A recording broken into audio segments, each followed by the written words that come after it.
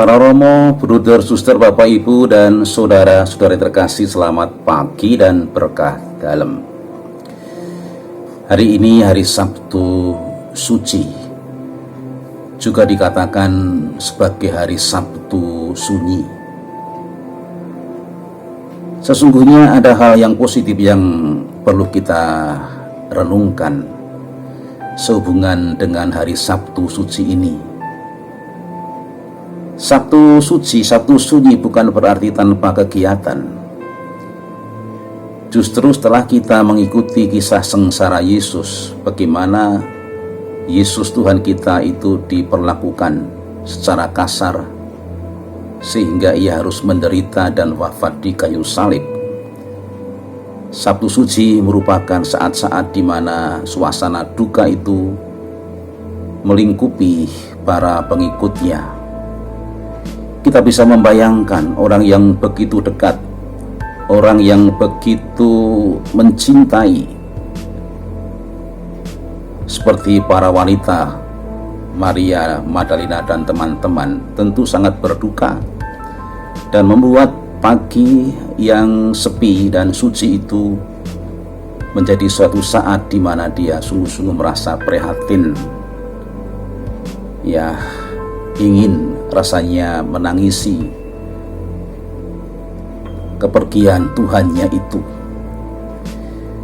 Tetapi kita sebagai orang beriman mempunyai cakrawala ke depan, bahwa sesungguhnya hari Sabtu Suci ini adalah saat transisi antara saat-saat prihatin dan sedih.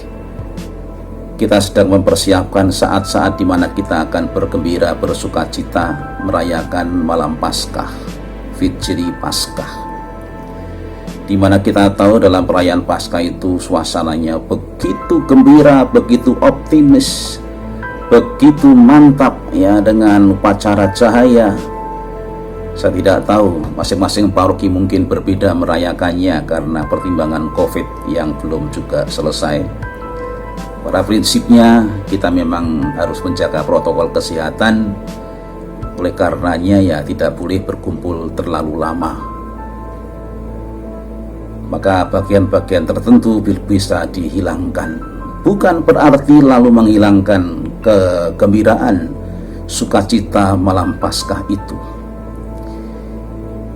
Saudara sekalian yang dikasihi Tuhan, peristiwa Yesus yang dianiaya mengingatkan kita pada hari-hari terakhir ini bagaimana orang semakin marak dan menikmati adanya tindak kekerasan, tidak hanya verbal di sosial media tetapi juga perilaku dalam kehidupan sehari-hari.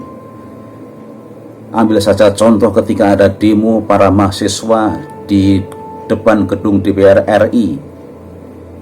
Kita tahu beritanya ada seorang yang bernama Ade Armando dipukuli, dikeroyok oleh sekelompok orang sehingga sakit parah, harus opnam di rumah sakit.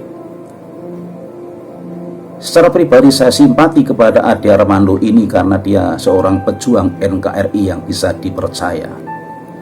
Tayangan-tayangan di sosial media dengan menggunakan logika sebagai, ya, trademarknya dia, saya tertarik untuk menekuni apa yang dipikirkan. Satu komentar yang menurut saya perlu dikritisi adalah ketika ia menyitir Injil Matius bab 10 ayat 34. Di sana Tuhan mengatakan, "Jangan kamu menyangka bahwa aku datang untuk membawa damai di atas bumi.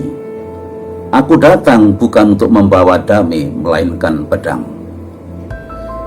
Nah, oleh saudara Ade Armando, ayat ini dijadikan alasan dasar bahwa sesungguhnya semua agama itu juga mengajarkan kekerasan. Langsung sebagai pengagum Ade Armando, saya menolak pernyataan ini.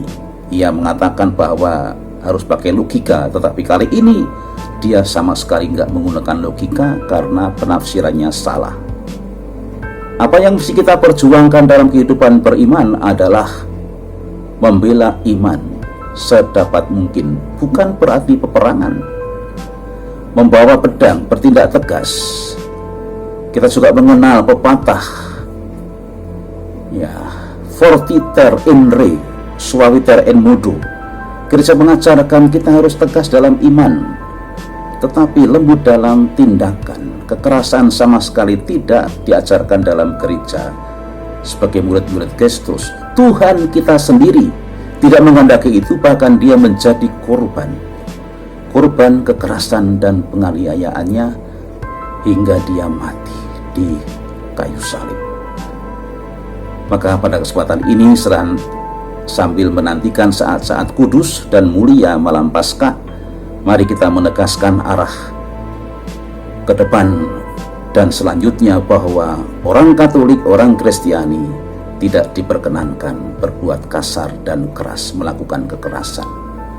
Karena Tuhan pun tidak pernah mengajari hal yang seperti itu. Amin, saudara sekalian. Selamat pagi dan berkah dalam.